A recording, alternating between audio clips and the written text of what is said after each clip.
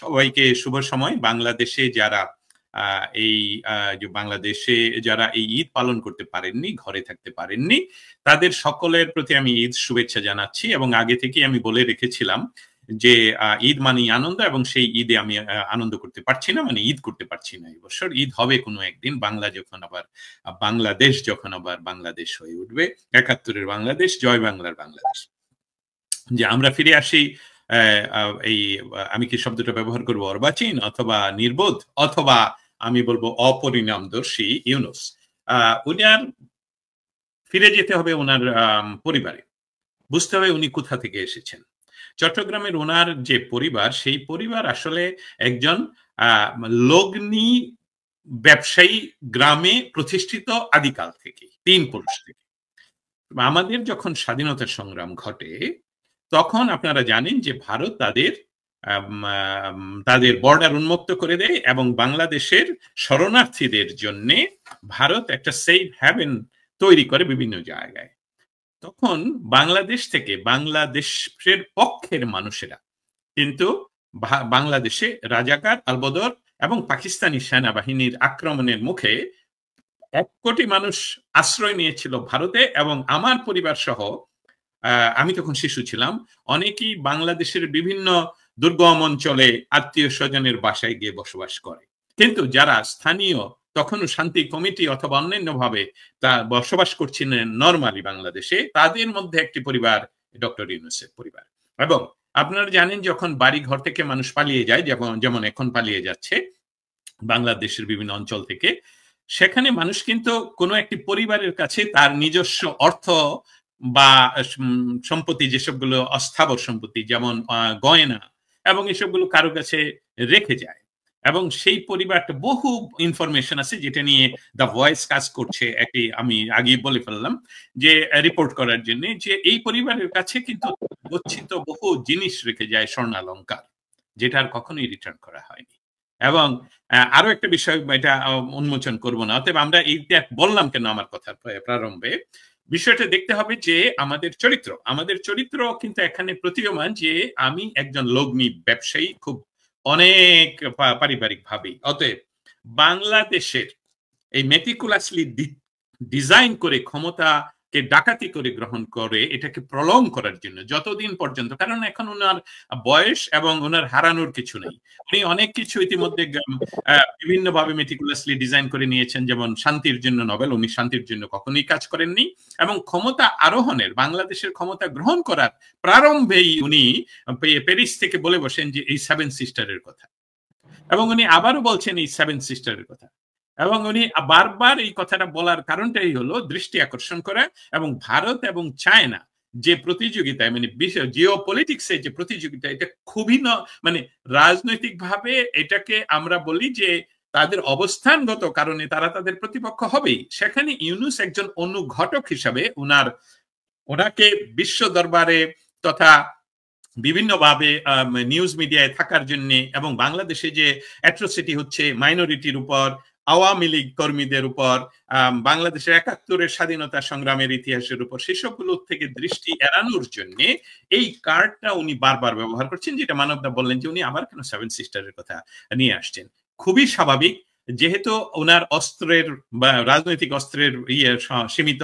উনি কিন্তু প্রথম চেষ্টা করেছিলেন ক্ষমতায় আরোহণের প্রথম সপ্তাহে, বারবার বলছিলেন আমি সার্ক আবার নবায়ন করব, বা অন্য আই ডোন্ট নো, সার্ক নিয়ে উনি কথা বলছেন। সেটা যেহেতু উনি সাকসেস হন নাই, এবং ওনার ওই 3-0 সেটাও এখন আর বলেন না, এখন উনি বারবার বলছেন 7 সিস্টার। এবং সেখানে উনি একজন চায়নাকে আমন্ত্রণ জানাচ্ছেন, অফিসিয়ালি প্রায় আমন্ত্রণ জানাচ্ছেন চায়না যাতে বাংলাদেশের যে সমুদ্র পথ রয়েছে তার জন্য বাংলাদেশে ইনভেস্ট করে এই সুযোগটা গ্রহণ করে, যেটা আসলেই একটি এমন আমন্ত্রণ যেটা নিয়ে খুবই দুর্ভাগ্যজনক ভাবে ইন্ডিয়া এবং চায়নার ভিতরে যদি উত্তেজনা তৈরি হয়, সেখানে আসলে হাসবেন যে সে হলো ইউনূস। কিন্তু ইউনূস যেহেতু অপরিণামদর্শী, বাংলাদেশের জনগণের যে কষ্ট ইতিমধ্যে হচ্ছে গত 7 মাসে, বাংলাদেশ যে পিছিয়ে যাচ্ছে, বাংলাদেশ যে একটি অর্থনৈতিক ভাবে খুব শক্তিশালী পর্যায়ে ছিল, সেখান থেকে যে পিছিয়ে যাচ্ছে, আরাকান আর্মিদের কাছে ইতিমধ্যে জাতিসংঘের প্রধান বা সাধারণ সম্পাদক উনি গিয়ে বাংলাদেশের এই অনির্বাচিত সরকারের কাছে রিকোয়েস্ট করেছেন বাংলাদেশ যাতে সেখানে তাদের কে সুগম পথ করে দেয়, তাদেরকে হেল্প করার জন্য। এই সার্বিক পরিস্থিতিটা বাংলাদেশের জন্য আসলে খুব ডেঞ্জারাস। এই গেমটা আসলে আমি মনে করি যে এটা হয়তো বা উনি কি ইচ্ছা করে করছেন, অনিচ্ছায় করছেন, এটার পেছনে কি অন্য শক্তি আছে? অতএব আমাদেরকে সময় নিয়ে অপেক্ষা করতে হবে উত্তরের। বিষয়টা হলো যে আপনি যে কথাটা বললেন এটার সাথে আমরা যদি ঐতিহাসিকভাবে চীনের বহির্গামী বা যা বিদেশ নীতি যদি পরিলক্ষণ করি, এটা শুধু আজকের মডার্ন চীন নয়, আদিকাল থেকে চীন কিন্তু ইচ্ছা করে অন্য দেশে গিয়ে তাদের আধিপত্য তৈরির জন্য, দখলদার জন্য তারা করেন না। তারা ইন্ট্রোভার্ট, তারা নিজেদেরকে নিয়ে ব্যস্ত রাখেন। যেমন বাইরের শক্তি যাতে চীনকে বারবার আক্রমণ করে যেহেতু করতে না পারে, যার জন্য এই গ্রেট চাইনিজ ওয়াল হলো তার প্রমাণ। অতএব দাদার কথাটা সাথে আমি সেকেন্ড করছি এই জন্য, দাদা আমি বলছি মানব দার কথা, যে চায়নাকে টেনে এনে যুদ্ধ করানো যায় না, চায়নাকে টেনে এনে কোনো গন্ডগোলের সাথে সম্পৃক্ত করা যায় না। They are smart enough to say that আমরা ওই তাদের, আপনারা দেখবেন আমরা যদি লক্ষ্য করি বডি ল্যাঙ্গুয়েজ, চাইনিজ নেতারা সবসময় কিন্তু মৃদু হাসেন। তার অর্থটা আমরা সবাই বুঝি কেন মৃদু, কোন ব্যক্তি মৃদু হাসেন, যে we know what will do, তুমি তোমার ক্রাই বলে যাও। আপনারা লক্ষ্য করেছেন, আমি শর্ট করে ফেলি, বাংলাদেশের বর্তমান সরকারের যিনি এক্সিকিউটিভ প্রধান এবং উনি আবার নোবেল প্রাপ্ত, যেটা তার বিষয় নেয় তাতে, অতএব এটা দেখাই যাচ্ছে যে যে কোনো উপায় উনি গ্রহণ করেছেন। তিনি চাইনিজ প্রেসিডেন্ট, যিনি চাইনিজ প্রেসিডেন্টের ইতিহাস নিয়ে অন্যদিন বলা যাবে, ওনার হাত ধরে আর ছাড়ছেন না, হ্যান্ডশেক করেই যাচ্ছেন, নাড়াচ্ছেন। সো এই যে বিষয়টা সেটাও লক্ষ্য করছে যে আমি তোমার করুণা প্রার্থী, আসো ইন্ডিয়ার সাথে। China will not do that. ঐতিহাসিক ভাবেই বাংলাদেশ এবং ভারতবর্ষ ঐতিহাসিক এবং বলবো জিওগ্রাফিক্যালি হাজার হাজার বৎসর ধরে সম্পর্কিত। বা 1947 সালে যে বিতর্কিত জাতি তত্ত্বের ভিত্তিতে ভারতবর্ষ ভাগ হলো, তার ফলশ্রুতিতে আজকের এই বাংলাদেশের স্বাধীনতা, এবং এটার জন্য আমরা খুবই গৌরবান্বিত। কিন্তু ঐতিহ্যগত ভাবেই সর্বভারতীয় এই ভূখণ্ড হিসাবে বাংলাদেশের সাথে ভারতের কোনো ধরনের অবন্ধুত্ব সম্পর্ক কখনোই ছিল না, ভবিষ্যতেও থাকবে না। মাঝে মাঝে যেমন শরীরে বিভিন্ন অঙ্গে যদি আপনি অসুস্থ হন, অ্যালার্জি হয়, আপনার মশা পোকা কামড় দিলে বিভিন্ন কিছু হয়, রিঅ্যাক্ট করে, এই ধরনের একটা পরিস্থিতি এখন যাচ্ছে।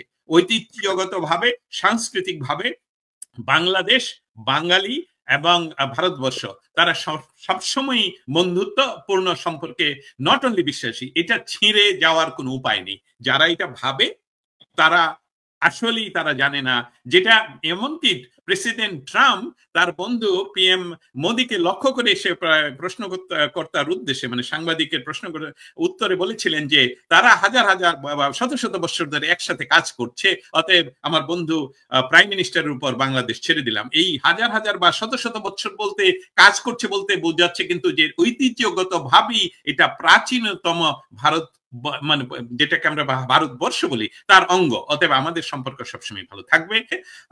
শুধু ওই আমি বলছি, ধর্মীয় সংখ্যালঘুদের উপর যে নির্যাতন এখন চালাচ্ছেন এই ইউনূস সরকার, সেটা প্রতিদিনই স্টেট ডিপার্টমেন্ট, হোয়াইট হাউস সহ বিভিন্ন জায়গায় আমরা চেষ্টা করছি তুলে ধরার জন্য। এবং এই বিষয়টা নিয়ে আপনি ইতিমধ্যে জানেন যে ভারতবর্ষে ভ্রমণকালীন সময়ে তুলসী গাওয়ার, যিনি হলেন ডিরেক্টর অফ ন্যাশনাল ইন্টেলিজেন্স, ওনার আন্ডারে 18টি সংস্থা কাজ করেন। উনি কিন্তু এইটা নিয়ে সংশয় উনি বলেছেন মার্কিন যুক্তরাষ্ট্রের কনসার্ন।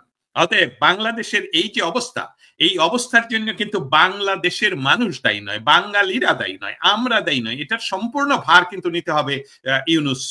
উনি জীবিত থাকেন, ক্ষমতায় থাকেন আর না থাকেন, এর দায়ভার সম্পূর্ণই নিতে হবে ইউনূসকে এবং ইউনূসের সাথে যে হিজবুত তাহরির।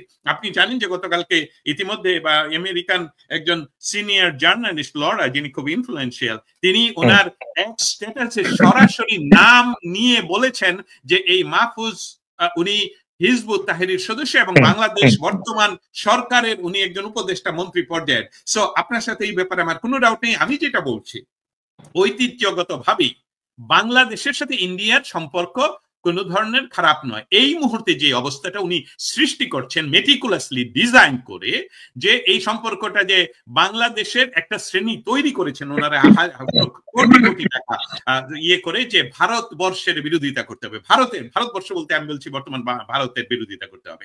এবং এই যে উগ্রতা, এই যে রিলিজিয়াস উগ্রতা, এটা কিন্তু পিএম মোদি যখন হোয়াইট হাউসে এসেছিলেন, আমি সেখানে ফিজিক্যালি উপস্থিত ছিলাম, ওনারা দ্বিপাক্ষিক ডিক্লারেশনে বলেছেন ডোনাল্ড ট্রাম্প এবং মোদি যে নট অনলি ভারতবর্ষে, আমরা ইন্দো প্যাসিফিক জোন সহ সারা পৃথিবীতে কোনো ধরনের ইসলামিক অন্যান্য যে কোনো ধরনের উগ্রবাদকে আমরা প্রতিহত করব, এন্ড উই মিন ইট। এটা ওনারা বলেছেন। ধরনের ক্যাম্পেইন তৈরি করা, বিভিন্ন ধরনের ন্যারেটিভ তৈরি করা, যেমন তারা আয়না ঘরের কথা বলে, যে বিষয়টা হলো তারা কিন্তু কখনই এটা প্রমাণ করতে পারে নাই যে আয়না ঘর বলতে মানুষের কাছে কিন্তু আয়না ঘরের কোনো ডেসক্রিপশন নেই। হোয়াট ইজ আয়না ঘর? আয়না ঘর, তারপর তারা বললো যে আয়না ঘর তারা তৈরি করলো।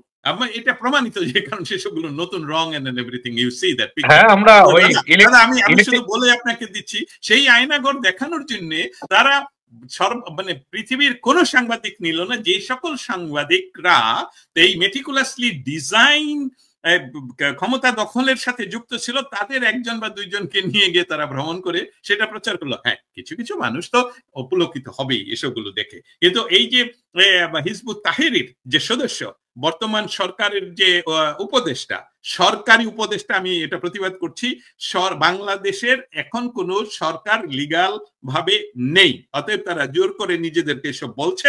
এবং বাংলাদেশের, আমি সবচেয়ে কম করে বলি, সবচেয়ে কম করে বলি যে বাংলাদেশে যদি আপনি গান পয়েন্টেও ধরেন, তারপরেও 33% মানুষ এই যে যেই রাজনৈতিক পার্টি সবচেয়ে প্রাচীনতম উপমহাদেশে আওয়ামী লীগের সাপোর্টার রয়েছে। তাহলে যদি 33% 18 কোটির হয়, তাও তো এটা একটা বিরাট সংখ্যক নাম্বার। অতএব এই মানুষগুলো কখনোই এই কথাগুলোকে বিশ্বাস করে, তাদের পারিবারিক মেম্বার সহ যদি আপনি হিসাব করেন 8 থেকে 10 কোটি মানুষ, তাদেরকে এরা এই মিথ্যা কথা দিয়ে বুঝাতে পারবেন। On the top of that, যেই বিষয়টা বাংলাদেশে একদম টুটি চেপে ধরে রাখা হয়েছে এই ইউনূস সরকারের মাধ্যমে, যেটা হলো গণমাধ্যম, 32 নাম্বার পৃথিবীর ঐতিহ্য। কারণ একটি রাষ্ট্রের, সম্পূর্ণ একটি জাতি রাষ্ট্রের সৃষ্টির, আপনি বলতে পারেন আদি গৃহ, সুতিকা গৃহ or something like that, born house, সেইটাকে যখন আঘাত করা হলো, যারা বাংলাদেশে আওয়ামী বিরোধী তারাও এটাকে প্রশংসা করেনি, এবং তারা অপেক্ষা করছে এই যে ইউনূস তার কখন বিচার হবে। ওনারা একই করলেন, সেটা হলো one China policy. I repeat, one China policy. তো ওয়ান চায়না পলিসির অর্থ হলো তাইওয়ান চায়নার অংশ, যেটার সবচেয়ে বড় security supporter for China Taiwan হলো আমেরিকা। এবং আমেরিকার এই পররাষ্ট্র নীতিতে কোনো ধরনের পরিবর্তন হওয়ার সম্ভাবনা আজকে নেই, আগামীতেও নেই, ভবিষ্যতেও থাকবে না। এবং সেখানে আমি আবার শব্দটা বলি যে অর্বাচীন, এই ইউনূস, উনি যদি এই ঘটনাটা ঘটিয়ে থাকেন, যেটা আসলে রিপোর্টটা অবশ্যই আসছে, সেখানেই আমি উল্লেখ করেছিলাম যে চায়নার সাথে আমেরিকার যে দ্বন্দ্ব, সেটা যেমন অর্থনৈতিক তেমন সামরিক। এবং সেই সামরিক দিক দিয়ে ওরা চায়নাকে সাথে প্রতিদ্বন্দ্বিতা করতে গেলে সেখানে তাইওয়ানের স্বাধীনতা বা তাইওয়ানকে চায়নার অংশ হিসেবে কখনোই গ্রহণ করবে না যুক্তরাষ্ট্র। অতএব ডক্টর ইউনূসের যে বিষয়টা উনি ঘটিয়ে আসলেন এবং যে সকল চুক্তি উনি করেছেন, এবং বঙ্গোপসাগরকে যেখানে আমেরিকা 71 সন থেকেই আমরা জানি, তার আগে থেকেই নিশ্চয়ই 71 সন থেকে জানি যে আমেরিকার একমাত্র মানে খুব বড় একটা প্রজেক্ট, এবং এটা 30 বছর ব্যাপী প্ল্যান করে করে এগিয়ে নেওয়া হচ্ছে, যে তাদের প্রেজেন্স থাকা বঙ্গোপসাগরে। কারণ বঙ্গোপসাগরের চতুর্দিকে দেখেন, প্রায় চতুর্দিকে হলো ভারতবর্ষ, ওই দিক দিয়ে আন্দামান, এদিক দিয়ে ভারতের, অতএব সেখানের উপস্থিতি একচ্ছত্র ভাবেই ভারতের উপস্থিতি সবচেয়ে বেশি, যদিও আন্তর্জাতিক পানিতে আমরা কেউ কাউকে বাধা দিতে পারবো না, কিন্তু বঙ্গোপসাগরের এই অঞ্চলে ভারতের ফিজিক্যাল উপস্থিতির জন্য ভারত যে কাজটুকু, ভারত বলছি বা যুক্তরাষ্ট্র যে কাজটুকু করে যাচ্ছে, সেটার বিরুদ্ধে ইউনূস গিয়ে ওনাকে ডেকে আনার অর্থ হলো যে ভারত, এই যুক্তরাষ্ট্রের প্রতিক্রিয়া ইতিমধ্যে আমরা দেখতে পাচ্ছি, যেটা আমরা ইতিমধ্যে দেখলাম নিউ ইয়র্ক টাইমস এর যে রিপোর্ট বাংলাদেশ সম্বন্ধে, এটা কিন্তু এমনি এমনি নয়। বা আমেরিকান যে পররাষ্ট্র নীতি, তাকে লক্ষ্য করে আমেরিকার প্রায় সকল গণমাধ্যমই সেটা নিয়ে তাদের প্রতিক্রিয়া জানায়। অতএব এর প্রতিক্রিয়া হিসাবে যে চায়না ভ্রমণ, এমনকি উনি বাংলাদেশের বা ইন্ডিয়ার সাথে বা পৃথিবীর সবচেয়ে লম্বা বা দীর্ঘতম যে বর্ডার, সেটা হলো ভারতের বাংলাদেশ বর্ডার, সেই আমাদের প্রতিবেশী, আমাদের স্বাধীনতা সংগ্রামের যে একচ্ছত্র ভাবে যাদের সহযোগিতায়, বন্ধুত্বপূর্ণ সহযোগিতায় বাংলাদেশ স্বাধীন হয়েছে, সেই রাষ্ট্রকে উনি অনেক চেষ্টা ও নাকি করেছিলেন ভারতবর্ষে ভ্রমণ করা, চায়না যাওয়ার আগে। কিন্তু যেহেতু ভারত এই মুহূর্তে কোনো অনির্বাচিত সরকারের সাথে কোনো ধরনের বাইলেটারাল কোনো কিছু করতে অনাগ্রহী, সেই জন্য উনি অনেকটাই এই গেমটা বলবো, এই গ্যাম্বলিংটা করে আসলেন চায়না গিয়ে, যার পরিণতি যুক্তরাষ্ট্র থেকে যে সকল সিগন্যাল আমরা পাচ্ছি, তাতে করে খুবই ভয়ঙ্কর পরিণতি হওয়ার সম্ভাবনা। সেটা আপনি আপনার প্রশ্নে উল্লেখ করেছিলেন ডাইরেক্ট কোনো অ্যাকশন, আমি সেভাবে যাব না, কিন্তু ডিপ্লোম্যাটিক অ্যাকশন গুলো যে রকম হতে পারে, তাতে করে ভয়ঙ্কর পরিস্থিতির সৃষ্টি হতে পারে। এবং সেখানে ভারতবর্ষের সাথে যুক্তরাষ্ট্রের সম্পর্ক সবচেয়ে ভালো এই পর্যায়ে এখন, এবং ভারতবর্ষ কখনোই ওই আমাদের অঞ্চলে আরেকটি কাশ্মীর বা উগ্রবাদ সৃষ্টি হোক, সেটা তারা কখনোই চায় না। ভারতবর্ষের যেটা প্রয়োজন, সেটা হলো অস্থিতিশীল বাংলাদেশ, এবং সেই অস্থিতিশীল বাংলাদেশকে স্থিতিশীল করার জন্য যুক্তরাষ্ট্র সমস্ত পদক্ষেপ নিচ্ছে, যা ইতিমধ্যে প্রতীয়মান। একটি উদাহরণ নিউ ইয়র্ক টাইমের প্রতিবেদন। ধন্যবাদ। এখানে নতুনত্বের কিছু নেই। আর সর্বোচ্চ মানে সবচেয়ে ইম্পর্টেন্ট জিনিস হলো, যেটা বাংলাদেশে কোনো রেভলিউশন হয়নি, বাংলাদেশে মেটিকুলাসলি ডিজাইন করে ক্ষমতা দখল করা হয়েছে। এই বাংলাদেশে এই মুহূর্তে পর্যন্ত, এই আমরা যখন কথা বলছি তখনও পর্যন্ত বাংলাদেশের সংবিধান সমুন্নত, এটা স্থগিত নয়, এটা বাতিল নয়, এবং সেই সংবিধান অনুসারে এইরকম কোনো সরকারের অস্তিত্ব নেই। এবং এই সরকারের যেহেতু অস্তিত্ব তারা কোনোভাবে দখল করে আছে, সেখানে তাদের একমাত্র কাজ হলো নির্বাচিত, যেটা তারা যদিও এটা যখন তারা আন্দোলনের নামে রাস্তায়, তখন তারা বলেছিল কি মেধা না কি কি এইসব কোটা বিরোধী আন্দোলন, কোটা ছিল না কখনোই বাংলাদেশে 2018 সনের পর থেকে। সেখান থেকে তারা রাজনৈতিক ভাবে এখন বলছে অন্য কিছু, কিন্তু মৌলিক বিষয়টা কি, অনির্বাচিত সরকারের মৌলিক দায়িত্বটাই হওয়া উচিত লজিক হলো ল, লজিক হলো বেসড অফ ল। অনির্বাচিত সরকারের মৌলিক দায়িত্ব কিন্তু দ্বিপাক্ষিক চায়না পাকিস্তান ভ্রমণ নয়, এবং ইউরোপ ভ্রমণ নয়, হ্যান্ডশেক নয়। ওনার কাজ হলো যে নির্বাচিত একটা নির্বাচনের ব্যবস্থা করা, যাতে ইনক্লুসিভ হয়। সেটা উনি না করে উনি একজন নির্বাচিত সরকার অথবা আজীবনকালীন সরকারের মতন উনি কাজ করে বেড়াচ্ছেন, বাংলাদেশকে এই করে ফেলবেন। আপনার হাতে তো সময়ও নেই, আপনি তো এই কাজগুলো করার দায়িত্বপ্রাপ্ত নন, এবং আপনাকে কেউ এই দায়িত্ব দেয়নি। আমি রিকোয়েস্ট করবো যে আপনি নিশ্চয়ই করেন, তারপরেও বারবার যদি ডোনাল্ড ট্রাম্পের ভিডিওগুলো দেখেন, উনি কিন্তু রেফারেন্স নিয়ে বলেন যে আমি সর্বোচ্চ ভোটে নির্বাচিত প্রেসিডেন্ট, তাহলে জনগণ যেটা চায় সেটা আমি করব, জনগণ এটা চায় আমি এটা করব। তার অর্থ হলো যে জনগণ আমাকে ম্যান্ডেট দিয়েছে এটা করার জন্য। ওনার তো ওই ম্যান্ডেটই নেই বিদেশ ভ্রমণের। এটা তো বাংলাদেশের মানুষের যে টাকা, বাংলাদেশের করের যে টাকা, এটা দিয়ে উনি ভ্রমণ করার কোনো ধরনের পারমিশন নাই। ওনার একটাই হলো যে, যেমন আমাদেরকে যখন অপারেশন থিয়েটারে নিয়ে যাওয়া হয় বডিটার কোনো একটা জিনিসকে ফিক্স করার জন্য, তখন আমার বডি যাতে সম্পূর্ণ এনার্জি খরচ না করে আমাকে অবচেতন করা হয়, যাতে করে যার জীবনটা বাঁচে। তাহলে ওনার তো এখন খরচ করার কোনো অধিকার নেই। ওনার শুধু দেশকে কোনো ক্রমে একটা নির্বাচিত, সেখানে যদি নির্বাচিত, আমার কথাটা আমি কোনো দলের পক্ষে, যে কোনো দল নির্বাচিত জনগণের ভোটে নির্বাচিত হয়ে যদি ক্ষমতা দখল করে, তার দায়িত্ব হবে দেশ ভ্রমণ করা। আর আপনি যে কথাটা বলে গেলেন পাকিস্তান, কি এবং চায়না কি ওনার একমাত্র ভ্রমণস্থল? কয়দিন পরে তো সেটাও থাকবে না, কারণ দক্ষিণে বঙ্গোপসাগর, সেখানে উনি ক্রস করে কোথায় যাবেন? আর আর বাকি চতুর্দিকেই তো ভারতবর্ষ, আর সেখানে বার্মার এখানে আরাকানরা যে বর্ডার অঞ্চল দখল করে রেখেছে, সেটাকে এস্টাবলিশ করার জন্য উনি জাতিসংঘের জেনারেল সেক্রেটারিকে নিয়ে গেলেন। বাংলাদেশের মানুষ ঈদ করতে পারছে না, রোজার ইফতার করতে পারছে না, উনি আমাদের দেশে আশ্রিত মানুষগুলোকে নিয়ে জাতিসংঘের সেক্রেটারিকে নিয়ে উনি ওইখানে বসে মাথায় টুপি, উনি জীবনেও পরেননি, সেখানে টুপি বসে উনি ইফতারের ছবি প্রকাশ করছেন। সেই মানহীন।